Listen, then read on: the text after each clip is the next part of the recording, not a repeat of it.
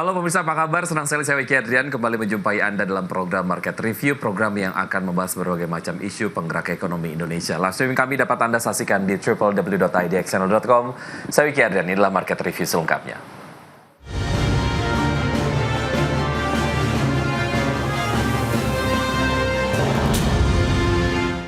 Pemirsa, Badan Pusat Statistik mencatat surplus neraca perdagangan sepanjang April 2025 sebesar 160 juta dolar Amerika dan realisasi tersebut menjadi yang terendah dalam tren 60 bulan terakhir atau sejak Mei 2020.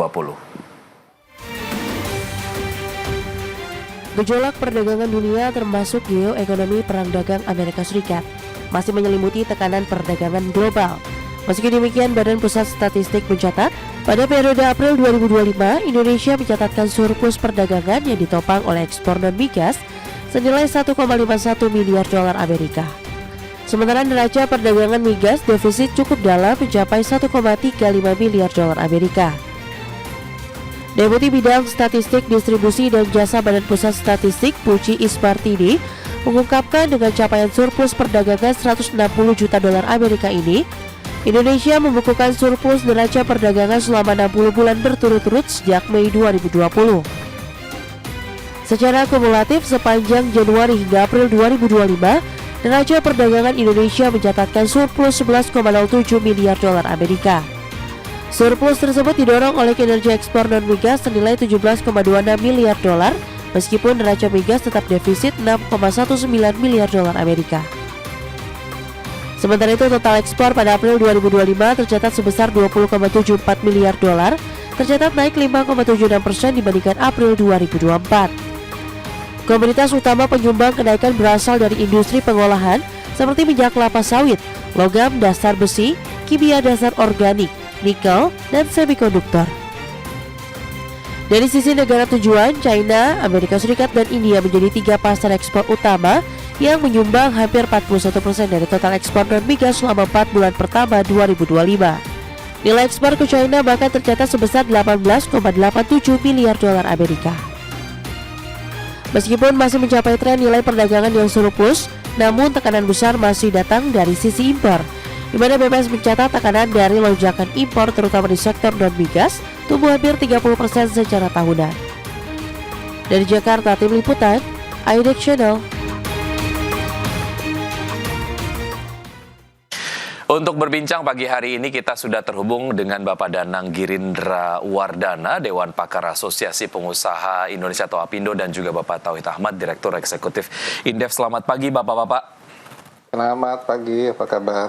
Kabar baik, terima kasih sudah bergabung bersama kami, Pak Danang dan juga Pak Tauhid. Semoga kita sehat selalu Bapak-Bapak. Ini kalau kita bahas mengenai topik kita pada kesempatan kali ini terkait dengan neraca dagang Indonesia yang surplus 60 bulan berturut-turut. Tapi kemudian kalau kita lihat neraca perdagangan sepanjang April 2025 yang sebesar 160 juta US dollar, ini adalah menjadi yang terendah dalam tren 60 bulan terakhir. Saya ke Pak Danang terlebih dahulu, bagaimana Anda melihat data ini Pak Danang? Ya, kita happy aja kan. Dunia selama surplus ya Pak? Melihat surplus tuh selalu happy ya. Tapi selain happy kita juga harus sedikit was-was juga mengapa terjadi defisit itu meskipun kecil ya. Artinya defisit ini juga harus kita perhatikan karena nantinya juga akan bermasalah ketika kita tidak bisa mengatasi defisit yang terus-menerus turun meskipun baru bulan pertama ini ya, karena ini menjadi salah satu concern besar kita. Intinya kalaupun kita saat ini terjadi surplus, pasti negara-negara lain yang menghadapi trade defisit dengan Indonesia juga tidak akan berdiam diri. Mereka juga akan melakukan satu tindakan nyata di dalam negeri mereka untuk meningkatkan nilai ekspor sehingga defisitnya tidak akan terus-menerus terjadi oleh mereka. Jadi kita nggak boleh berbangga diri lah. Dalam waktu yang pendek ini kita mengalami situasi sedikit defisit, artinya ada perbaikan di internal mereka dan bagaimana kita mengatasi atau mensiasati supaya ini bisa menjadi umpan balik kepada pembenahan iklim investasi di dalam negeri kita supaya tidak terjadi lagi defisit di bulan depan. Baik, walaupun memang neraca dagang masih berada di zona surplus, tapi kemudian data mencatatkan adalah data yang paling rendah jika dibandingkan dengan tren 60 bulan berturut-turut, Pak Danang. Sebetulnya berdasarkan temuan Anda, apa yang menyebabkan penurunan ini, walaupun memang ya lagi ini masih di zona surplus? Ya, kita kan coba abaikan sedikit nilai ekspor migas kita ya, abaikan itu dulu. Tapi kita lihat dari ekspor manufaktur kita masih didominasi oleh alat-alat atau komponen otomotif, kemudian alat-alat elektrikal, kemudian sepatu yang menyumbang cukup tinggi, kemudian di jajaran berikutnya tekstil dan garmen. Nah, ini artinya industri manufaktur kita mulai mengalami ancaman yang cukup harus kita perhatikan, karena di dunia lain, di negara-negara lain, di industri manufaktur mereka lebih tinggi menyumbang terhadap PDB mereka. Indonesia mengalami sedikit defisit dari industri manufaktur non migas, artinya terjadi pengurangan produksi atau kapasitas ekspor kita.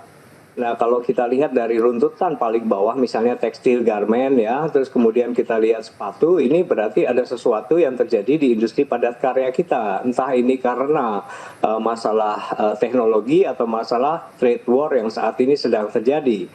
Di sisi lain, di industri elektronik dan industri otomotif yang mencatatkan nilai biasanya cukup tinggi, tetapi juga ternyata menurun kan. Baik. Artinya terjadi otomatisasi atau terjadi modernisasi yang cukup pesat di dunia lain, di mana mereka mengalami lonjakan ekspor lebih tinggi daripada Indonesia, sehingga Indonesia mengalami sedikit defisit. Tetapi kalau dibandingkan dengan neraca impor kita, di mana kita mengimpor lebih banyak seharusnya bahan baku, tapi sekarang ini 10 tahun terakhir didominasi impor bahan yang sudah jadi, produk-produk yang sudah jadi. Artinya apa? Artinya ada kendala yang cukup serius yang harus kita perhatikan di industri manufaktur kita. Mengapa kontribusi ekspor terhadap barang-barang jadi kita keluar itu semakin menurun?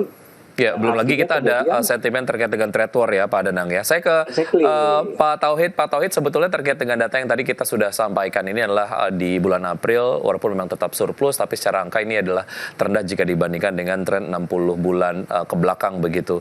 Sejauh mana ini sebetulnya dapat diantisipasi atau memang ya nggak bisa diantisipasi karena ada faktor eksternal yang di luar dugaan kita begitu, Pak Tauhid? Ya, kalau pertama ya kita mencermati dengan surplus ya sekitar 0,16 miliar US dollar, memang kita harus, tadi saya sepakat ya, harus waspada ya, karena ternyata ada dua hal ya. Penyebabnya adalah kenaikan ekspor kita untuk year on year pada bulan April ini hanya sekitar kurang lebih hanya 6% begitu ya, sementara impornya itu naik 20% begitu. Jadi ini menandakan bahwa ada penurunan ekspor yang luar biasa di bulan ini ya, dan ini salah satu penyebabnya kalau kita lihat dari ekspor komoditas utama disebabkan oleh batu bara begitu ya. Batu bara ini memang kalau kita lihat dalam 3 bulan terakhir ini terjadi penurunan harga yang tadinya mungkin di atas sekitar 111, sekarang sudah sekitar harga batu bara itu kurang lebih sekitar 98 US dollar per metric ton gitu ya. Jadi ini sangat mempengaruhi daripada penerimaan kita terutama dari sisi ekspor begitu. Nah, sementara sisi ekspor kita yang growth-nya itu meningkat sekitar 20%, itu memang dipengaruhi oleh kebutuhan bahan baku industri yang cukup besar. Nah, ini yang kemudian menurut saya juga menjadi walaupun sisi lain ini adalah pertanda positif bahwa ekonomi domestik bergerak, tapi ini menandakan industri dalam negeri kita memiliki ketergantungan bahan baku, terutama industri domestik ya.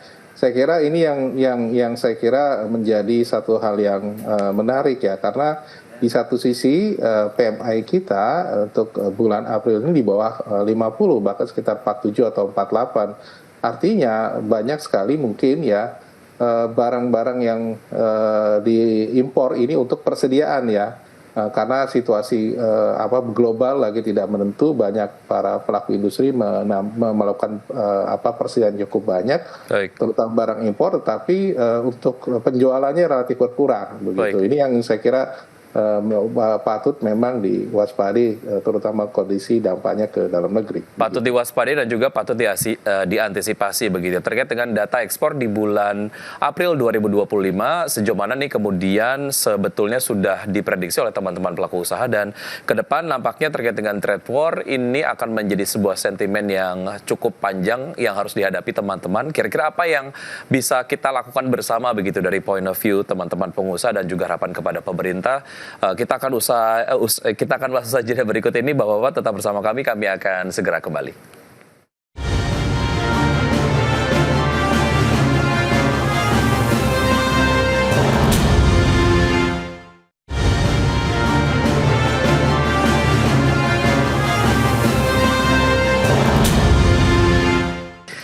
Terima kasih Anda masih bergabung bersama kami, pemirsa, dan sebelum saya lanjutkan berbincang bersama Pak Danang dan juga Pak Tauhid, kita akan simak terlebih dahulu data yang sudah disiapkan oleh tim redaksi terkait dengan neraca perdagangan secara kumulatif dalam satuan miliar US dollar di bulan Januari hingga April 2024. Surplus mencapai 10,13 miliar US dollar. Kemudian dari Januari hingga April 2025 surplus mencapai 11,07 miliar US dollar. Dan data berikutnya adalah terkait dengan penyumbang surplus neraca dagang terbesar dari Januari hingga April 2025. Amerika menjadi negara dengan penyumbang surplus terbesar untuk neraca dagang di Indonesia, mencapai 6,42 miliar US dollar. Kemudian setelahnya ada India dengan surplus yang disumbang oleh India sebesar 4 miliar US dollar, dan oleh Filipina sebanyak 2,92 miliar US dollar. Dengan data ekspor dan juga impor dari Januari hingga April 2025 dapat Anda saksikan di layar televisi untuk masing-masing mitra dagang. Kita lanjutkan perbincangan saya ke Pak Danang. Pak Danang, sebetulnya dari data yang sudah disampaikan terkait dengan neraca perdagangan di bulan April tahun 2025, sejauh mana ini menjadi sebuah data yang sebetulnya sudah diprediksi oleh teman-teman pelaku usaha, dan terkait dengan sentimen perang dagang, nampaknya ini akan mau tidak mau harus kita akui dan kita harus terima bahwa ini menjadi sebuah sentimen yang akan berjalan dalam jangka panjang begitu ya. At least kalau kita lihat period dari pemerintahan Donald Trump-nya sendiri, ya kurang lebih seperti itulah, sepanjang itulah sentimen perang dagang kita akan hadapi begitu. Terkait dengan ini seperti apa Pak Danang? Kita memperhatikan kondisi dalam negeri kita, memang kita menghadapi sejumlah kendala ya, terutama PMI manufacture kita juga saat ini menurun di 4,7 ya, jauh di bawah 5 ya. Artinya apa? Terjadi sebuah pelambatan dari terkait masalah-masalah produksi manufacture kita. Dan kita juga lihat terjadi pelemahan dalam kelas menengah kita, sehingga belanja kita juga berkurang kan, belanja produk-produk tersier terutama. Nah, ini menunjukkan bahwa seluruh rangkaian kegiatan itu, rangkaian siklus ekonomi makro kita itu juga menunjukkan bagaimana kapasitas ekspor kita, meskipun tidak selalu relevan begitu. Tapi kalau kita lihat dibandingkan dengan angka PMI ya, artinya terdapat pelambanan, yang mana pemrosesan bahan baku yang kita kebanyakan masih impor itu tidak optimal seperti bulan-bulan sebelumnya, terutama juga ekspor kita ke Amerika yang menghadapi kendala kenaikan tarif dari Donald Trump ya. Meskipun saat ini juga kita lihat masih terdapat pending matters dari Mr. Donald Trump ya, di mana juga dibatalkan oleh majelis di Amerika. Nah, tetapi situasi psikologi semacam ini tentu saja akan membuat dunia manufacture kita juga akan mengurangi kapasitas produksinya. Kekhawatiran akan tidak terjual ke Amerika, sementara Amerika adalah industri negara dengan importasi tertinggi untuk urusan tekstil ya. Itu artinya dari segala produk manufaktur yang kita produksi, tekstil, garment, sepatu, elektronik, dan otomotif, mengalami pelambanan atau kekhawatiran akan melambat untuk ekspor ke Amerika. Sementara Amerika adalah market yang besar dari eksportasi kita.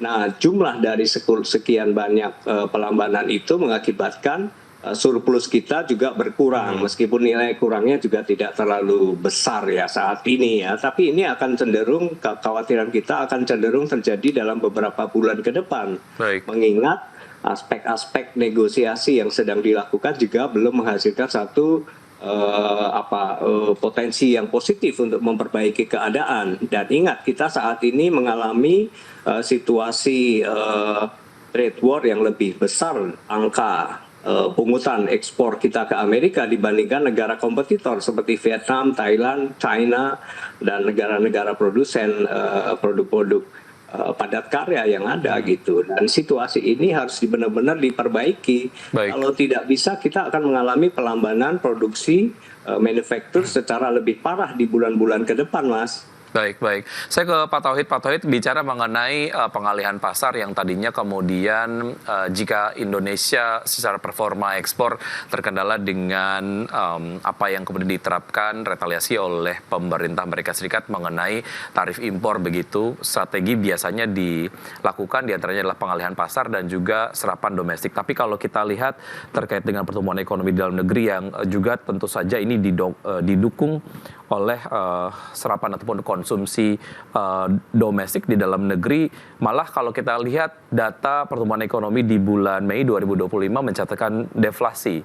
Kemudian kita juga ada facts yang juga kita hadapinya belakangan terkait dengan PHK. Anda melihat ini seperti apa? Seberapa urgent sebetulnya kinerja ekspor kemudian juga pertumbuhan ekonomi di Indonesia, Pak Tauhid?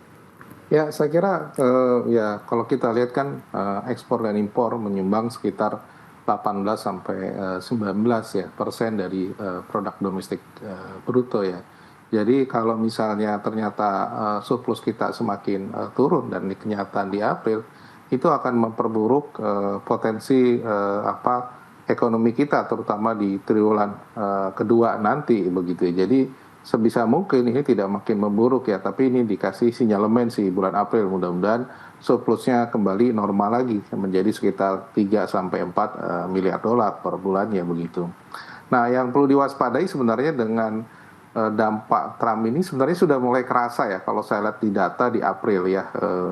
Kalau kita lihat sebenarnya harus diwaspadai ini dengan situasi pasar Amerika terbatas ya, Tiongkok sudah China mulai melebarkan sayapnya ke banyak negara dan ini kelihatan di data bulan April bahwa terjadi kita defisit terhadap China itu makin besar dibandingkan periode yang sama ya, Januari April 2024. Januari April 2025 sekitar 6,28 miliar US dollar.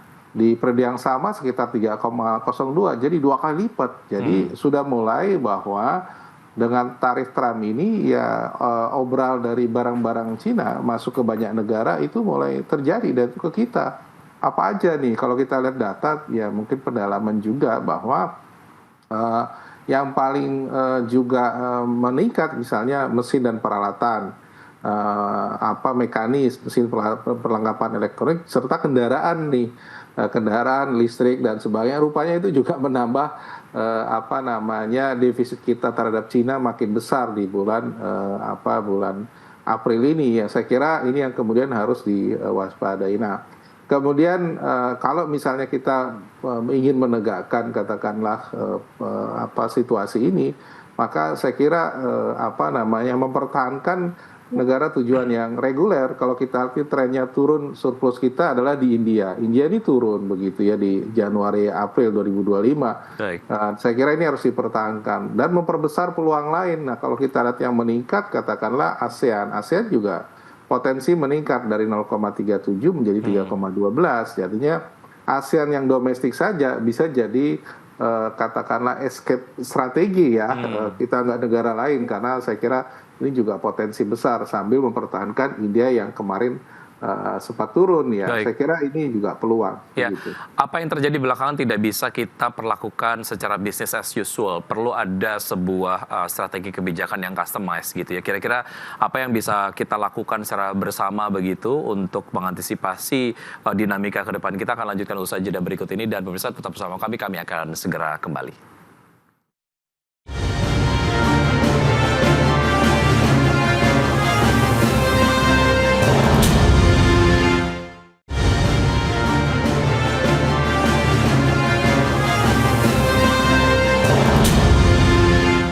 Terima kasih Anda masih bergabung bersama kami, pemirsa, dan saya masih berbincang bersama Bapak Danang Girindra Wardana, Dewan Pakar Asosiasi Pengusaha Indonesia atau APindo, dan juga Bapak Tauhid Ahmad, Direktur Eksekutif Indef. Seperti yang tadi kemudian saya sampaikan, dinamika belakang tidak bisa kita perlakukan secara business as usual, perlu ada sebuah kebijakan yang taktis dan juga gerak cepat begitu. Dari sudut pandang pengusaha, sebetulnya apa yang diharapkan Pak Danang? Karena kalau kita lihat dari apa yang sudah tercatat di bulan April, kemudian juga deflasi di bulan Mei, dan juga kita masih terus menghadapi sentimen terkait dengan PHK besar-besaran begitu di berbagai macam sektor.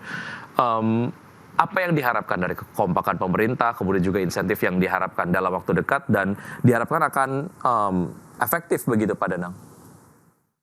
Ya, seluruh indikator-indikator makroekonomi kita itu kan sebenarnya adalah resultant ya, hasil dari serangkaian proses kebijakan yang diproduksi oleh pemerintah kita. Karena itu pemerintah sangat berperan dalam rangka menumbuhkan industri manufaktur dalam negeri kita dalam segala aspek ya, dalam segala pertumbuhan ekonominya, ada serapan tenaga kerja dan segala macam.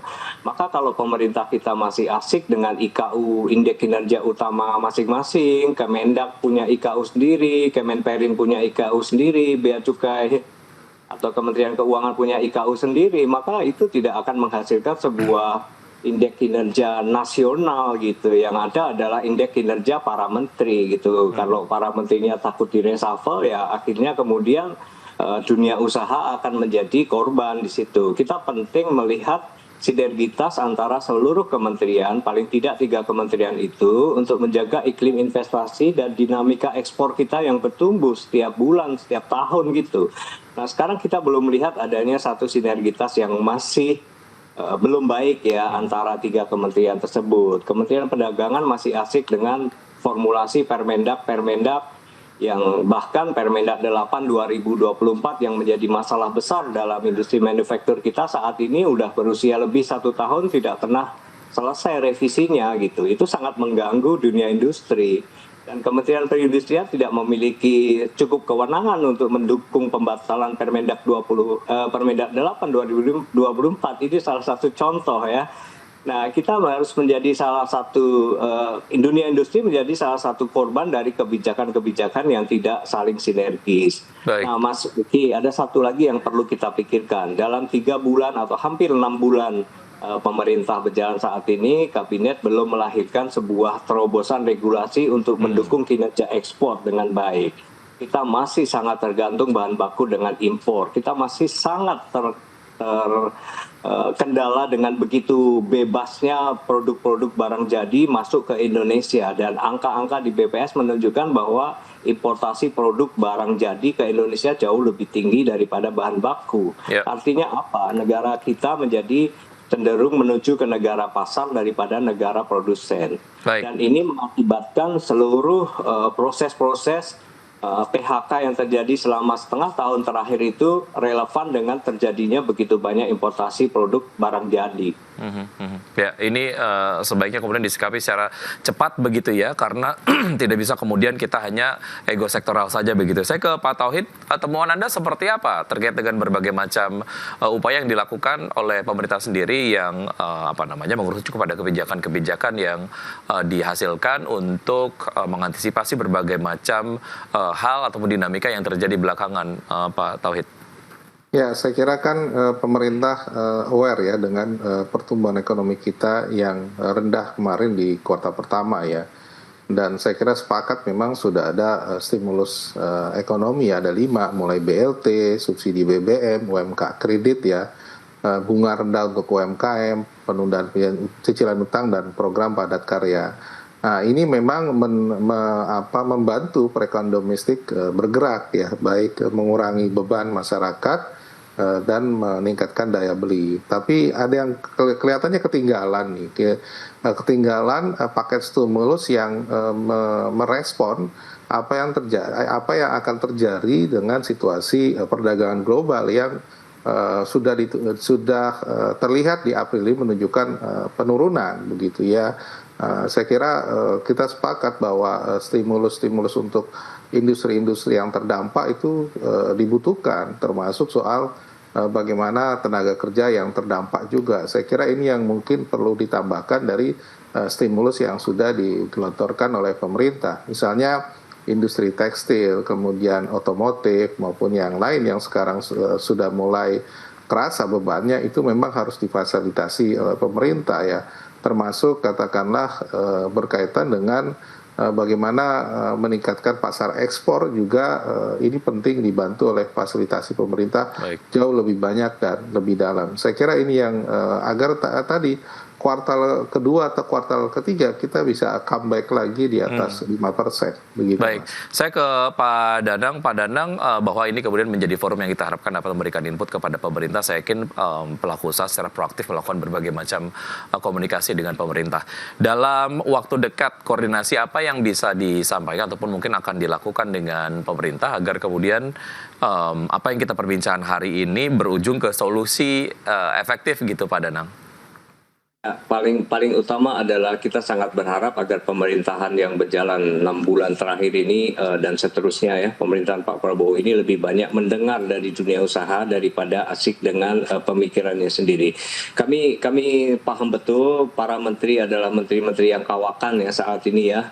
Menteri-menteri yang sangat berpengalaman ya di dalam teknokrat ya, tapi saya lihat mereka juga bukan menteri yang berangkat dari dunia manufacture. Artinya mendengar dari pelaku dunia manufaktur itu menjadi sangat signifikan untuk bisa menerbitkan regulasi-regulasi yang akurat di masa depan dalam menghadapi situasi international trade dan situasi kemunduran manufaktur di Indonesia yang saat ini sedang terjadi. Disinilah kemudian dibutuhkan kearifan para teknokrat kita, para menteri kita untuk lebih melihat secara akurat tentang permasalahan yang terjadi di dalam industri kita. Baik. Salah satu yang terlihat nyata adalah bagaimana kemudian regulasi-regulasi investasi kita juga tidak memiliki kecepatan perbaikan yang cukup berarti sebagaimana janji kampanye Bapak Presiden. Kita lihat pemerintah sedang menyusun Satgas ya, Satgas regulasi, Satgas investasi, Satgas PHK, segala macam. Satgas ini kan bentuknya sebuah proses untuk menuju reformasi regulasi. Yeah. Tapi setelah 1 bulan didengungkan juga tidak terlihat adanya gerakan cepat untuk melakukan proses perbaikan itu. Nah, kita tagih hal itulah. Ini menjadi penting buat kita semua demi survivabilitas kita. Kalau pertumbuhan ekonomi ingin di atas 5,5 atau 6% atau menuju ke 8%, maka industri manufaktur, industri padat karya adalah titik kunci yang paling utama. Baik, saya dapat gunakan statement dari Anda tadi sebagai closing statement dari Anda, Pak Danang, dan juga saya juga bisa gunakan statement terakhir dari Pak Tauhid tadi sebagai closing statement dari Anda, Pak Tauhid. Terima kasih sudah bergabung Bapak-Bapak di Market Review hari ini. Semoga apa yang kita perbincangkan dapat memberikan input yang berguna untuk dunia usaha dan juga ekonomi di Indonesia. Terima kasih, sampai jumpa, sehat selalu Bapak-Bapak. Ya. Baik, pemirsa jangan beranjak dari tempat duduk Anda karena sesaat lagi kami akan hadir kembali dengan tema perbincangan terkait dengan the performance and the potential of the bond market in Indonesia, dialog dalam bahasa Inggris. Kami akan hadirkan usai jeda berikut.